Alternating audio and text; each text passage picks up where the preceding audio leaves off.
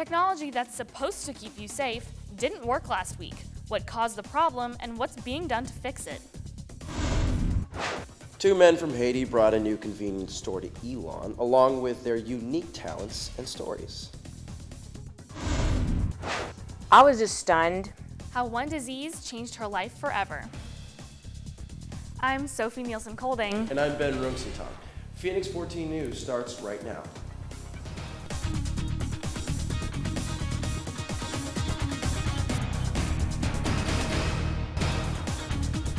Good evening, thanks for joining us. Several SGA positions were left empty after the last election. They held their first meeting Thursday, and every seat was filled. Jason Puckett joins us live with more. Jason? Well, Ben, the newly elected SGA is meeting to discuss rules and plans for the 2011-2012 year. However, not all of the new SGA members were elected by the student body. 14 members were appointed after elections to fill vacant positions. They were all sworn in on Thursday. The senior class includes Matt Campbell as vice president, Megan Chipper as secretary, Franklin Campos as treasurer, and Cedric Pulliam as a senator. The junior class includes Todd Merriman as vice president, Leah Burns as secretary, and Molly Shoup as class treasurer. Connor O'Donnell is the sophomore class treasurer. Cameron Green, Catherine Andrews, and Ellen Fraser are representatives for arts and sciences. Naima Abdullahi and Alice Smith are representatives for the School of Communications, and Evan Glover is representing the School of Business. The appointees were picked by SGA Executive President Sam Warren and approved by the entire Senate Thursday night. I had the chance to talk to Connor O'Donnell, who was appointed as Speaker Pro Tempore in addition to sophomore class treasurer. I just really wanted to participate in SGA. I wanted to get out there and I wanted to make sure that I could do and make an impact on Elon, and this is a good way for me to do that. I spoke to Sam Warren, and he said that they still have some empty positions in the Senate. Interested students should email Sam or Dean Patterson. Thanks, guys. More than 3,000 people use Elon's alert system to get emergency notifications on their phones, but students are complaining that they didn't receive Tuesday's tornado warning in time. Jeff Ackerman took a look at what caused the problem and what's being done to fix it. Freshman Elizabeth Farris receives emergency alerts on her phone through emails and text messages. I always have my phone with me and I'm not always checking my email. But last week, when alerts about a nearby tornado were sent out, she didn't get hers until several hours later. It was freaky because then I woke up and I didn't get the message on time, and it was like move away from the window and go to an interior room, and my bed's right next to a window. Farris isn't the only one who noticed the problem. It also caught Smith Jackson's attention. We wouldn't have these sophisticated systems if we did not think it was important to alert students, in this case, to take cover. E-alerts allow students to receive emergency notifications on their phones. The website says it's one of the quickest ways to receive critical notifications about safety, but that wasn't true in this case. If students checked their email on a computer at 3:30, they would have seen the email from Smith Jackson. But the problem here is that many students check their emails on their phones now, and a lot of phone carriers did not receive the emails on time. Vice President of Technology Chris Fulkerson noticed the problem too. A lot of us got it instantaneously. It woke me up. A lot of people didn't. And when we started hearing that in the morning that they were delayed, we contacted our vendor. And OmniAlert, the notification system, responded back, saying their message alert was sent out immediately, but the problem was caused by the major cell phone carriers. Customers who switched their network but kept the same phone number experienced a delay in receiving the alert. Fulkerson says the school is taking steps to prevent this from happening again. And what this has told us is we need to do a test once a semester. Jeff Ackerman, Phoenix 14 News Tonight. Smith Jackson sent an email yesterday encouraging students to re-register for the e-alerts. The service resets every 2 years, and students can register for it online. Phoenix 14 News first brought you questions surrounding the Elon Athletics Department's policy on handling players who have suffered concussions. Last week we told you that the department had failed to make anyone available for comment, and that they were also unable to produce documents outlining student safety. Since we first brought you this story, the department provided us with a copy of their concussion management plan, which they are required to keep by the NCAA. We also spoke with head athletic trainer Eric Storsved, who said concussion management has gotten increasing attention since he first came to Elon. They require us to have a policy in place. They require us to have the student athletes sign an informed consent form at the beginning of each year. So it's been a growing issue throughout sports, but here at Elon, we've taken it very seriously. So. You can see more of StoresVed's interview and get more details on how the athletics department handles student-athlete concussions on our website, phoenix14news.wordpress.com.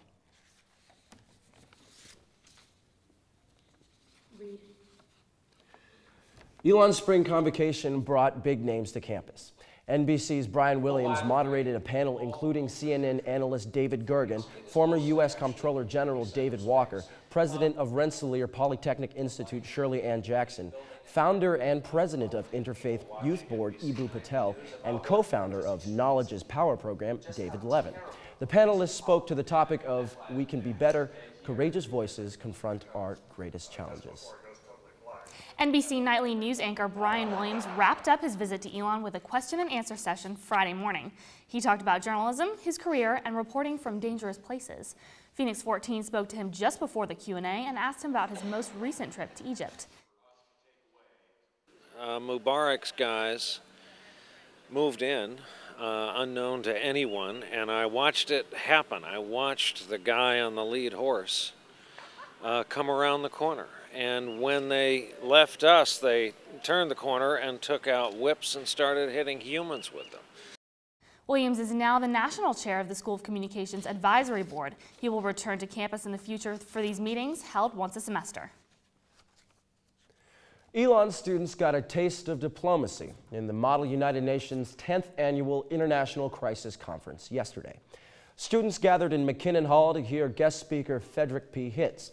Hitz, a CIA veteran, spoke about the importance of communication in the government intelligence agencies. Students then hosted their own simulated crisis conference where they negotiated as different countries to reach compromises on international issues.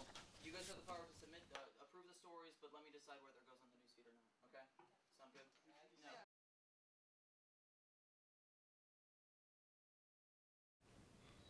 No. If you drove around Burlington today, you may have noticed some road work going on. Parts of South Church Street are closed as new decorative stamped crosswalks are installed. The construction affects 4 intersections: Moorhead Street at South Church Street, Maple Avenue at South Church Street, Davis Street at South Church Street, and Front Street at South Church Street. These locations are closed from 8:30 a.m. to 4 p.m. every day. It'll take at least 4 weeks before the work is finished. There are signs of construction all around campus, with some projects nearing completion. Last year at this time, the new Greek houses looked like this, only a floor plan. Today, the construction is nearly finished, and they look like this. Building Q is the closest to being completed. Each house will hold up to 13 students in a combination of singles and doubles with suite-style bathrooms. The common room and porch of these new houses are slightly larger than those in the older Greek houses. All 5 new Greek houses are expected to be completed in July.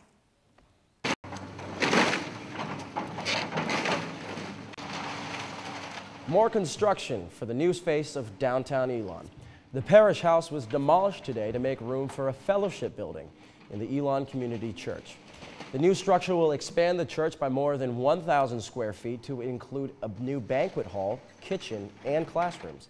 Construction is set to begin May 1st. They say music has the power to heal, and one man in Elon knows that all too well because of last year's earthquake in Haiti. David Hodges has the story.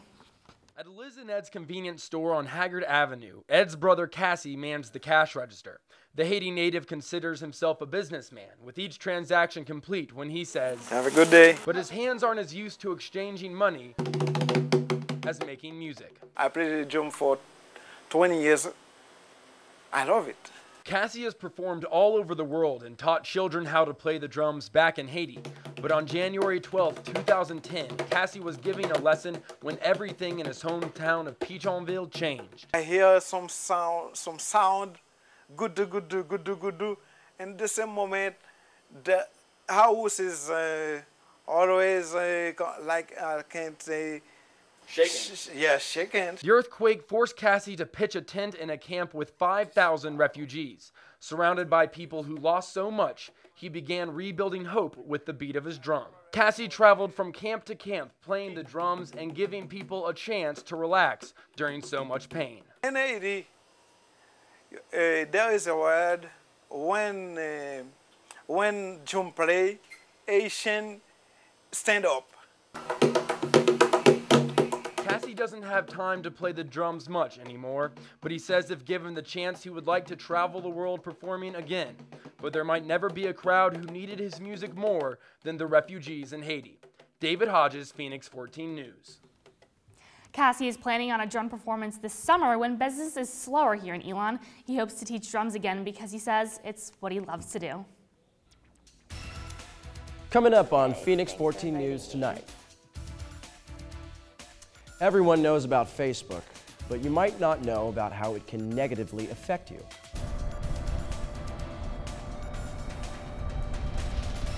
It ended up being a beautiful day today, but nice weather means allergies are kicking in.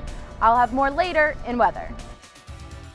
And one member of the Phoenix baseball team has faced plenty of tough batters, but also something much worse. I'll tell you the story of how one player continues to stay strong after what he went through just a few years ago. That's coming up later in sports. Hey guys, this is Brian Williams, NBC Nightly News, and you are watching Phoenix 14 News. Doctors are warning teenagers about a new condition involving a popular social media website. Phoenix 14's Joe Bruno has more. Joe? Ben, if students aren't careful, spending time on Facebook could lead to a disorder known as Facebook depression. I spoke with one Elon student who knows from experience that it's something to take seriously. Type, click, share. That's how millions of Facebook users share parts of their everyday lives with their friends. But doctors warn that troubled teens who obsess over Facebook may be at risk for Facebook depression. I was obsessed with knowing what was happening at all times. And Elon isn't immune from Facebook depression. First-year student Diane Bowie says she often felt lonely seeing her friends have fun without her. Personally, it hurts more, but I feel like to everybody else, they don't really notice it. Doctors warn the effects of Facebook depression are strong. In fact, they could be as powerful as eating alone in a school cafeteria. Seeing tagged photos, status updates, and others' wall posts from their friends can cause users to feel unpopular. You can see everything that your friends are doing, and if they update their statuses all the time, it's like going to the movies, going to the mall, and I know sometimes I've had that thought like, okay, thanks for inviting me, like. Psychology professor Dr. Morse Levesque says the rise in social media is adding to issues of depression and should be taken seriously. I think it's to some extent easier for the bullies in that environment. They get to maintain some distance and almost some removal from the person they're bullying because it's in this sort of online environment. The signs of Facebook depression are similar to the signs of regular depression. They include feeling extremely sad, loss of motivation, and feeling guilty or worthless. If you're feeling depressed, you're encouraged to make an appointment with the counseling center at the health center. Guys? Location is empty, but a new restaurant is in the making to bring a different option to downtown Elon. The new owners are a husband and wife team and Elon alums. You can expect the new eating establishment to open this summer. We'll bring you more about the information on the restaurant's design and also how it's becoming available on our website. U.S. Senator Richard Burr will deliver this year's law school commencement address. Burr will speak in front of 98 students on Sunday, May 22nd at the Carolina Theater in Greensboro. Burr was elected to the Senate in 2004 and re-elected in 2010. Imagine doing everything required of you as a student, but without the ability to see. Tonight, Drew Smith introduces us to a student at Alamance Community College who's overcome some extreme challenges. There is no treatment for retinitis pigmentosa. Amy Moore is losing her vision. Tunnel vision. And this is 20 degrees, and I have 5.5 degrees left. Doctors diagnosed her with retinitis pigmentosa 4 years ago. It's a genetic condition that makes people go blind. I didn't feel sorry for myself. I didn't have a pity party. The diagnosis was a turning point. It's a challenge. It is scary. But don't give up, though, because this is the best years of my life. Moore was addicted to drugs up until 4 years ago. She credits her faith for helping her get clean. It made me stronger as a person. And it's like sometimes I feel like I can see things that other people can't see. I walk by faith. And now she's back in school. This is my school book, and it blows up stuff for me. She can only read one word at a time, and it takes her longer to do things people with full vision do easily. And living in Burlington isn't the easiest place for a visually impaired person, since she has to rely on others for transportation. But she's overcome it all and is set to graduate this year from Alamance Community College. I'm not going to let this eye disease stop me from doing what I want to do. And at times I wanted to give up. There was a lot of times I wanted to give up, but I'm not going to do it. I'm not going to give up. Amy Moore is a student with a positive attitude, and she's not letting blindness slow her down. In Burlington, Drew Smith, Phoenix 14 News. Amy hopes to finish up at Alamance Community College in the fall. Her curriculum is based in word processing.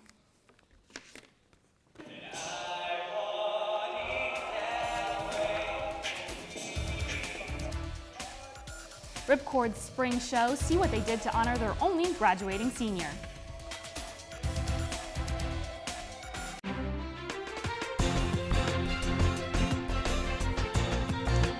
Elon students were hoping for some hotter weather today, but it didn't get as warm as some thought. Grace Sweeney joins us to take a look at this week's weather. Grace, can we look forward to some warm weather this week? You definitely can look forward to some warm weather, but there also is going to be some crazy thunderstorms as well. Today, it wound up being around a little under 86 degrees, and it was a little humid in the morning. And tonight, we will probably experience some thunderstorms and a low of 60 degrees. Tomorrow's weather will also be scattered thunderstorms throughout the area throughout most of the day.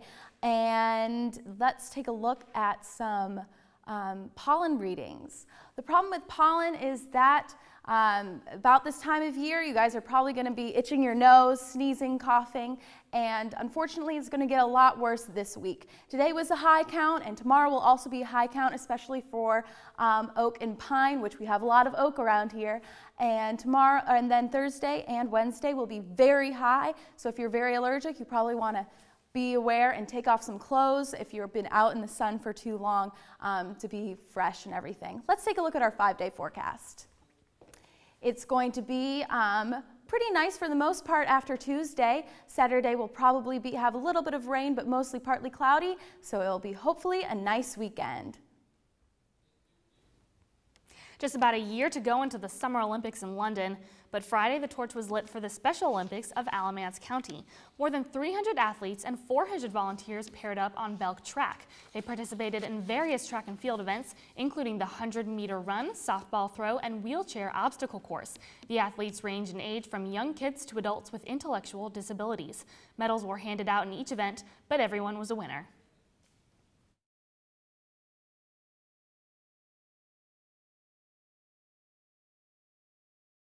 There was a cheering audience around Belk Track on Friday, but Saturday cheers filled Whitley as Ripcord presented their spring concert.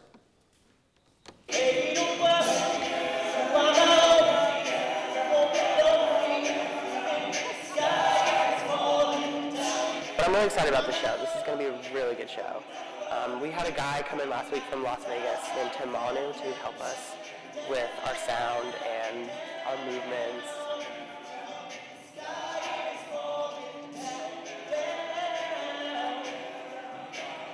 It's a good time for us to just showcase. We put a lot of work in, so to get to show off how much work we really do put in, and just like the talent that we have.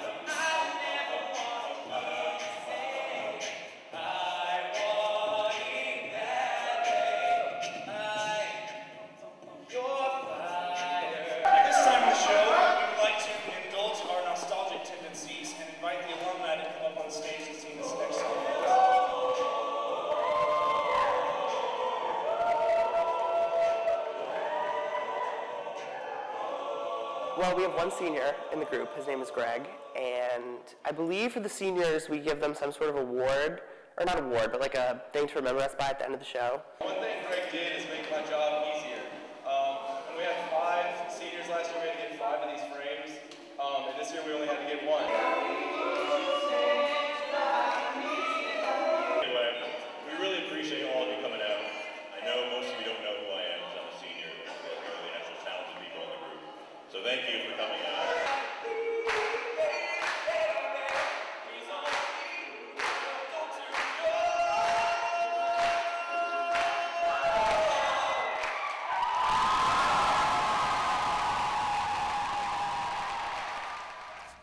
The baseball team tried their best to hold on to the Southern Conference lead this weekend as they hosted the Wofford Terriers. Find out how they did next in sports.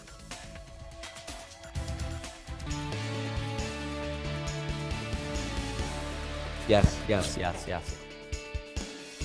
As always, this is Phoenix 14 Sports. I'm Steve Roth. Let's take a look at what's happening at Elon. The baseball team hosted their second home conference series of the year as they played the Wofford Terriers this weekend. A familiar face was spotted at the game as Brian Williams cheered on the Phoenix Friday night. As for the game, sophomore Kyle Webb was the starting pitcher and did a good job. He pitched 5 innings and struck out 3 while only giving up 1 run. Wofford kept the game close as they score their first run here on a nice bunt down the first base line. Not to be outdone was senior Harry Alston, who smacks one to right field. It drops in and Alston is able to make it to third base on the hit while also driving in Kyle Rasmus for Elon's first run of the night. Later, Neil Pritchard would single up the middle in the bottom of the 12th inning to bring in the winning run. Elon defeats Wofford by a final of 4-3. The baseball team had a fantastic weekend. They brought out the brooms and swept Wofford. That means they kept their lead in the Southern Conference and now sport a 12-3 SoCon record. The softball team also hosted a conference opponent at home this weekend. On Saturday, the team started their series against Georgia Southern at East Field. Erin O'Shea got the start for the Phoenix, and she made the most out of it. She rings up batter after batter and throws a complete game. She finishes with a total of 10 strikeouts in those 7 innings, but she could only do so much. This would be the second home run for Georgia Southern, tying the game up at 2. Later, Jacquie Gonzalez tries to keep the game going, but she just gets beat on the run to first as the Eagles begin to celebrate. They win the game by a final of 3-2. Elon went on to win the other 2 games of the series and now have a 19-15 overall record. The men's tennis team has been on fire this season. They shut out Wofford on Saturday 7-0. Their senior day was on Sunday when they beat up on Georgia Southern and finished with a 6-1 victory. With those wins, they now have an 8-1 Southern Conference record, and they are now 16-6 overall. All college athletes are constantly being challenged to perform and improve their skills on a daily basis. However, one member of the baseball team has faced a monumental challenge ever since his freshman year at Elon. The Southern Conference's all-time leader in saves, a 15th round selection of the Minnesota Twins in the 2010 MLB Draft. Senior pitcher Thomas Girdwood has received plenty of awards throughout his college career. His inspiration to succeed comes from a life-changing event in his freshman season. My dad told my mom, he said, "Tom's home, I'm gonna go pick him up." And he said he literally turned around, grabbed his keys off the desk, and when he turned back around to tell her he'd be back, she had passed away. Thomas's mother, Maggie, died after a long battle with pancreatic cancer. Thomas received the news while the team was traveling back to Elon from a series in South Carolina. And I walked back on the bus, and I just told him, I said, you know, I just lost one of the most important things in my life. Before she passed away, Maggie Girdwood had one last goal to meet. She got to make it to 1 game my freshman year, and that was her final goal after she got diagnosed. Since then, before each game, Thomas kneels down behind the pitcher's mound to pray. I pray to my mom and I ask her to be with me and tell her that I need her and I love her. Although Thomas is very focused when he pitches, deep down, it still hurts. Every time that I pitch, I'm not necessarily doing it for me. I'm not even necessarily doing it for this team. I'm doing it for her and the people that made sure I stayed where I am today and didn't let me go down the wrong path. From this tragedy, Thomas has learned a very valuable lesson. Everything I do, every pitch I throw, I treat it like it's going to be my last one. Every day of life, it could be my last day. You have to cherish the time that you do have with the people around you. That's all for sports. Back to you guys. To wrap up tonight, we want to welcome a few more members of our staff. They're just off the plane from Los Angeles, where they were at the Emmy Foundation's College Television Awards. Guys, how was your weekend? It was amazing. This is the hardware that we brought home. We just wanted to take a couple seconds to talk about what this is. It is called a College TV Award, and it is for the #1 newscast in the nation that the Emmy Foundation actually puts on. The show was awesome. There was lots of celebrities there, lots of other great student journalists. And we were all so happy to go out there to accept this award for the entire school and for the entire staff of Phoenix 14 News, because this show has given so much to all of our students, and we're so happy to bring it back. Sounds great. Glad you guys had such a great weekend. But that does it for tonight on Phoenix 14 News. Visit our website. I'm Ben Rooksy-Tong. And I'm Sophie Nielsen-Colding. Have a great week, Elon.